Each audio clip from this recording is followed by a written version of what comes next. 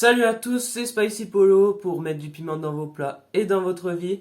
Et aujourd'hui, on se retrouve pour une nouvelle vidéo et on va parler des informations nutritionnelles. Donc, vous allez me dire qu'est-ce que c'est. Donc, plus précisément, plus particulièrement, on va parler des emballages, du marketing qu'il peut y avoir derrière les aliments et surtout ce qu'on peut faire nous en tant qu'acheteurs, en tant que clients pour savoir ce qui est bon ou pas. Donc je vous ai trouvé un petit exemple avec ces biscuits bio. Alors ça m'a tout de suite sauté aux yeux. J'ai cherché justement un exemple dans le magasin. J'ai vu ça, ça m'a sauté aux yeux. C'est dès l'entrée du magasin en plus. Donc on peut voir ici que c'est vert partout. Il y a des petits nuages, c'est super. Et en fait souvent, moi ce que j'ai remarqué, c'est que sur le devant du produit où c'est libre pour la marque et ce qui est visible, il y a les points positifs du produit. Et par contre, derrière, ici, vous avez entre guillemets les points négatifs, mais c'est la réalité. Donc ici, vous pouvez voir déjà, c'est bio, on voit bio écrit en gros, c'est vert. Donc le vert, c'est une couleur qui attire le client et qui signifie que c'est bon. Par exemple, il y a le feu vert qui veut dire qu'on peut passer. Et petite anecdote aussi, McDonald's France a changé le logo rouge habituel en logo vert il y a quelques années. Le PDG de McDo aux États-Unis n'est pas du tout content, mais finalement ils ont retrouvé une hausse des clients et de ventes, et du coup ils ont décidé d'utiliser ça dans plusieurs pays, cette couleur verte. Donc on peut voir déjà que c'est pas anodin. Donc ensuite on a bio, donc c'est pareil une marque qui fait plaisir et qu'on a envie d'acheter. Et souvent bio ça veut dire bon pour la santé et pas forcément c'est bon pour parce que déjà il n'y a pas d'additifs et il n'y a pas de pesticides tout ça dedans, mais c'est pas pour ça que c'est bon pour la santé. Donc bon, aussi il y a les petits nuages et il y a l'effet un peu cartonné, donc ça fait un peu sain, ils sont bons pour ça. Et donc quand on peut retourner, moi ce que je trouve super important c'est ce qu'il y a ici, je sais pas si on verra bien, je vous mettrai une photo. Donc c'est les informations nutritionnelles. Donc on a pour 100 grammes et pour une portion. Donc on voit déjà l'énergie. Donc l'énergie c'est ce que va vous apporter. Il faut savoir que pour un adulte type, c'est écrit il faut 2000 kilocalories par jour. Et j'insiste sur le kilocalories parce que des fois, qu'on vulgarise quand on dit calories, c'est bien, c'est un raccourci, moi je suis d'accord avec ça. Mais des fois, dans certains documentaires scientifiques, je vois qu'ils disent calories, alors que c'est kilocalories. Moi, c'est une erreur qui m'énerve assez, c'est anodin, mais ça m'énerve assez quand on parle de science. Après, oui, bien sûr, dans le quotidien, ça me dérange pas. Bon, bref. Donc, vous avez l'énergie. Donc, il faut savoir que un produit, il a entre 0 calories, donc s'il a aucun nutriment, 0 kilocalories, donc il vous apportera rien, et 900 calories, donc ça on y reviendra plus tard, c'est le maximum qu'on peut avoir pour 100 grammes, parce que là c'est pour 100 grammes, et du coup on peut parler en pourcentage, moi ça m'aide. Donc ici on voit déjà que les gâteaux sont à 500 kilocalories pour 100 grammes, donc pour moi c'est assez conséquent, c'est presque c'est 50% du total qu'on peut avoir avec 900 kilocalories. Donc 500 quand même, moi je trouve que ça commence à faire beaucoup. On est bon entre 100 et 400 pour moi. Donc là 500 c'est vraiment beaucoup. En même temps c'est des gâteaux. Ensuite on voit matière grasse. Donc il faut savoir qu'il y a les acides gras insaturés et les acides gras saturés. Donc les acides gras saturés c'est le moins bon donc il faut éviter. Donc là, on a 24 grammes de matière grasse. C'est pas gênant si c'est du bon gras, mais on a 9,2 grammes ou 9,2% du produit qui est du mauvais gras déjà. Donc c'est pas énorme, mais ça fait déjà beaucoup.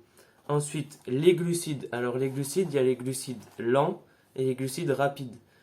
Donc les glucides lents, c'est tout ce qu'on va retrouver dans les pâtes, le blé, le riz, tout ça. C'est assez important parce qu'il va nous permettre de tenir toute la journée. Donc c'est bien d'en avoir, mais le sucre c'est pareil. Il faut faire attention, il faut mieux privilégier le sucre des fruits, etc.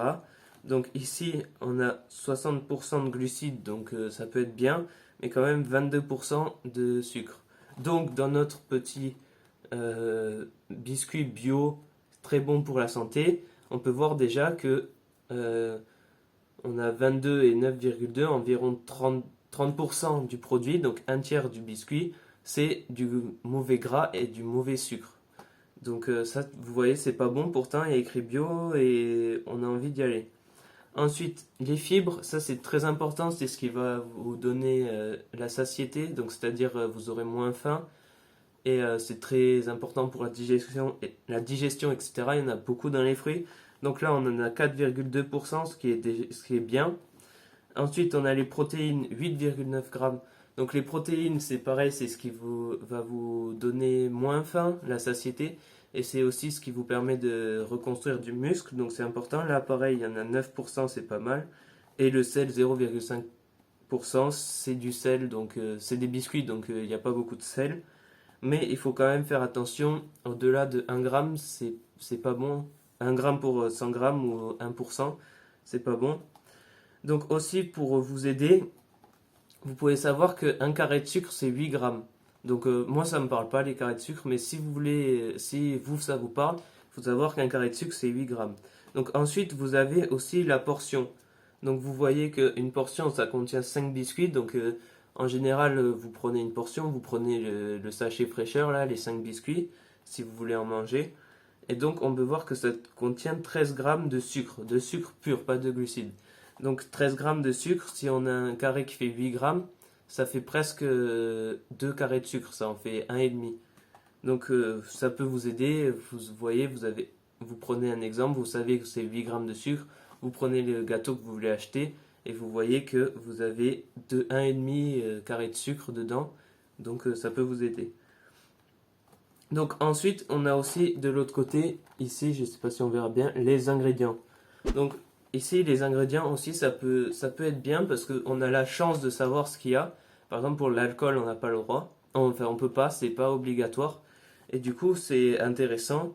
Donc là, on voit quand même qu'il y a de la farine de blé en premier ingrédient. C'est classé par de l'ingrédient qui a le plus en quantité jusqu'à l'ingrédient qui a le moins. Donc on a farine de blé en premier ingrédient, ça c'est une bonne nouvelle. Du sucre, ça en deuxième ingrédient, ça veut dire que c'est très sucré. Ensuite de l'huile de palme, donc ça on connaît la réputation, donc on voit que c'est bio, mais finalement il y a de l'huile de palme, même si elle est bio, c'est pas super. Farine d'épeautre, ça c'est bien. Graines de sésame 11%, c'est quand même bien. Amidon de blé, poudre de lait, poudre à lever. Et là on voit carbonate de sodium et carbonate d'ammonium. Donc ça c'est pas très biologique pour moi.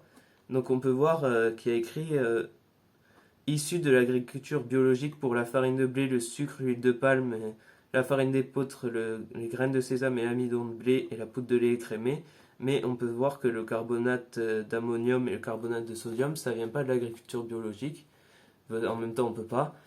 Et le carbonate d'ammonium et le carbonate de sodium, c'est pas très biologique pour moi et c'est des additifs.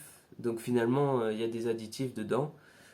Et il y a aussi l'arôme naturel de vanille, même si c'est naturel, c'est quand même, ça reste des arômes, donc c'est des additifs. Alors, aussi une précision sur les informations nutritionnelles. Alors, il faut savoir que le gras, pour moi, c'est plus saphir que le sucre. Enfin, attention avec toute proportion gardée, parce que 1 gramme de matière grasse, c'est 9 kilocalories, alors qu'un gramme de sucre, c'est 6 kilocalories. Mais le bon gras, si c'est consommé en quantité pas trop élevée, c'est bon pour le corps. Donc il ne faut pas trop en manger, mais quand même il faut avoir du bon gras qu'on peut retrouver dans les avocats par exemple. Ça c'est bon. Donc le sucre, j'ai dit, c'est 6 kilocalories par gramme. Les protéines, c'est pareil. Donc vous voyez que en fait c'est comme ça que arrive l'énergie d'un produit. Donc plus il y a de nutriments, plus il y a de calories. Mais il faut quand même avoir des nutriments et des bons nutriments. Et grâce à ça, on peut savoir quels nutriments sont bons ou pas. Également, on a le Nutri-Score, donc là c'est pas présent sur ce paquet, mais vous l'avez sur certains paquets. Donc c'est A, B, C, D, E, c'est classé du meilleur au moins bon. Moi, je trouve que le Nutri-Score, c'est pas super parce que déjà, ça compare ça met une même échelle à tous les produits. On note pareil tous les produits alors que les portions sont pas du tout les mêmes. Par exemple, j'avais vu le Coca-Cola Zero, c'est Nutri-Score A ou B, je sais plus, mais c'est A ou B, donc vraiment, ça veut dire que c'est bon. Et l'huile d'olive, c'est Nutri-Score D ou E, parce que l'huile d'olive, c'est très gras, très calorique. Mais de l'huile d'olive, on en consomme 15 millilitres, alors qu'un Coca Zéro, on en consomme du coup une canette, déjà ça fait 330 millilitres. Donc on voit que c'est pas du tout la même chose et qu'on peut pas les comparer. Et donc ça veut dire que le client, s'il se fie qu'à ça, il va aller vers le Coca Zéro, mais il ne va pas aller vers l'huile d'olive, alors que le choix serait l'inverse pour moi. Donc voilà. Aussi, vous avez des applications comme Yuka, c'est très connu Yuka. Donc là, vous verrez le Nutri-Score, mais aussi d'autres indications, donc c'est très utile. Donc je peux vous recommander Yuka. Et aussi une application moins connue, mais qui est mieux que Yuka, qui donne plus d'informations, etc. C'est Open Food Fact. Et ça donne vraiment beaucoup d'informations et c'est très bien. Donc voilà pour cette vidéo. Vous avez vu qu'il ne faut pas se fier forcément au marketing et à l'emballage. Vous avez beaucoup d'informations en votre possession pour ne pas vous faire avoir et savoir si un produit est bon ou pas. Forcément, ça prend plus de temps quand on fait les courses, mais vraiment faites attention à tout ça. J'espère que vous avez aimé la vidéo. S'il vous plaît, partagez la vidéo parce que j'aimerais vraiment que toutes mes vidéos et tout ce que je dis, ça soit partagé pour que tout le monde puisse le voir et puisse en avoir conscience. C'est vraiment partagé, ça m'aiderait beaucoup. Et merci d'avoir regardé.